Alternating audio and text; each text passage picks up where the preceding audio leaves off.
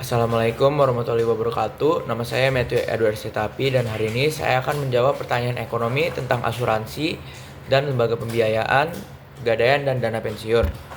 Yang pertama, apa pengertian asuransi? Asuransi adalah perjanjian antara dua pihak, yaitu tertanggung dan penanggung. Dalam perjanjian ini, tertanggung membayar sejumlah uang secara berkala. Sebagai gantinya, penanggung akan memberikan ganti rugi atau santunan finansial kepada tertanggung jika terjadi resiko atau peristiwa yang telah disepakati dalam polis asuransi, seperti kecelakaan, sakit, atau kerugian harta benda. Tujuan utama asuransi adalah untuk melindungi tertanggung dari kerugian finansial yang tidak terduga. Yang kedua adalah apakah barang expired bisa diasuransikan? Apa alasannya? Secara umum barang expired tidak bisa diasuransikan. Alasannya adalah karena barang expired sudah kehilangan nilai ekonomisnya atau nilai harganya dan memiliki risiko kerugian yang pasti akan terjadi. Asuransi didasarkan pada prinsip kepastian risiko. Perusahaan asuransi hanya akan menanggung risiko yang sifatnya tidak pasti dan dapat menimbulkan kerugian finansial di masa depan. Mengapa perusahaan asuransi tidak merugi? Yang pertama adalah ada alasannya, yaitu alasan utama adalah hukum bilangan besar atau law of large numbers. Perusahaan asuransi mengumpulkan premi dari banyak sekali nasabah, meskipun beberapa nasabah akan mengalami kerugian dan klaim. Yang kedua adalah manajemen risiko dan seleksi risiko. Perusahaan asuransi melakukan analisis risiko yang cermat sebelum menerima nasabah atau menanggung risiko tertentu. Mereka bisa menolak atau mengenakan premi lebih tinggi untuk risiko yang terlalu besar. Yang ketiga adalah investasi premi. Premi yang terkumpul tidak disimpan begitu saja, melainkan diinvestasikan dalam berbagai instrumen keuangan yang aman dan menguntungkan. Lalu yang keempat adalah apa pengertian lembaga pembiayaan? Lembaga pembiayaan adalah badan usaha yang melakukan kegiatan pembiayaan dalam bentuk penyediaan dana atau barang modal tanpa menarik dana secara langsung dari masyarakat dalam bentuk simpanan.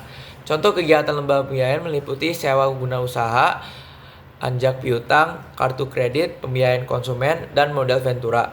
Yang kelima adalah apakah keluargamu, kenalanmu pernah menggunakan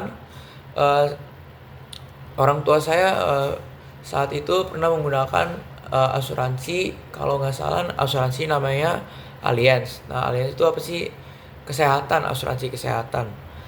Yang keenam adalah apa pengertian pegadaian?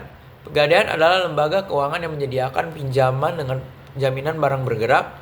Nasabah menyerahkan barang berharganya seperti perhiasan, elektronik, atau kendaraan kepada kembalian sebagai jaminan pinjaman. Yang ketujuh adalah apakah yang dimaksud barang bergerak?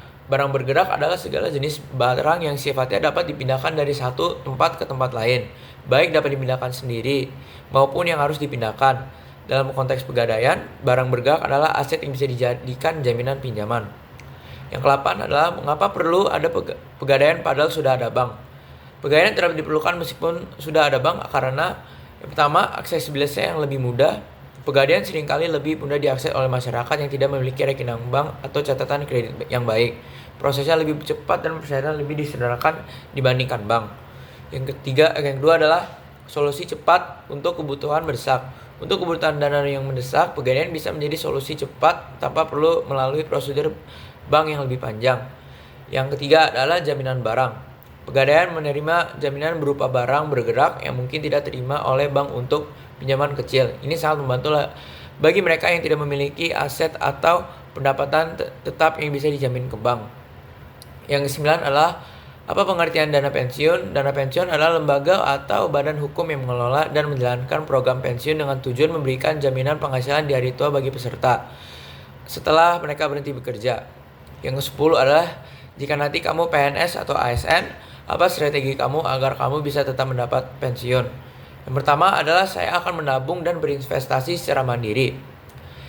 Misalnya saya akan investasi dalam reksadana, saham, obligasi, dan deposito. Lalu saya juga bisa investasi dalam properti. Karena investasi properti bisa menjadi sumber pasif income atau aset yang nilainya meningkat di masa depan. Yang kedua adalah saya akan mengikuti program dana pensiun lembaga keuangan atau DPLK. Banyak lembaga keuangan menawarkan program dan pensiun sukarela bagi pekerja swasta atau individu. Yang ketiga adalah membangun aset produktif. Saya akan berusaha membangun aset yang bisa menghasilkan pendapat pasif di masa depan seperti bisnis sampingan dan juga properti sewaan.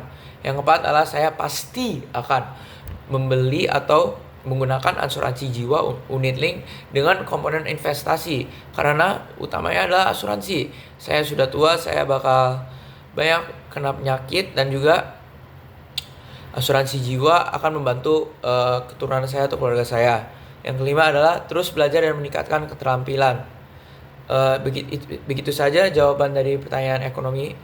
Wassalamualaikum warahmatullahi wabarakatuh.